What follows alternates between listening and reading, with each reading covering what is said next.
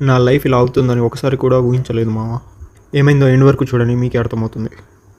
మా రిలేటివ్స్ అందరూ బీటెక్ అయ్యాక జాబ్ చేసుకోవాల్సిందే, బిజినెస్ ఎందుకు అని అడగడం స్టార్ట్ చేశారు.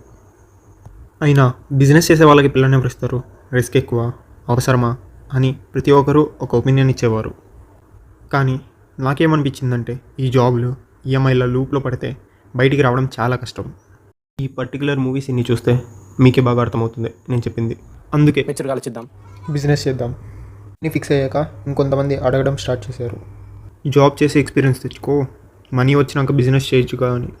కానీ నేనేమంటానంటే జాబ్ చేస్తే జాబ్ ఎక్స్పీరియన్స్ వస్తుంది కానీ బిజినెస్ ఎక్స్పీరియన్స్ రాదు.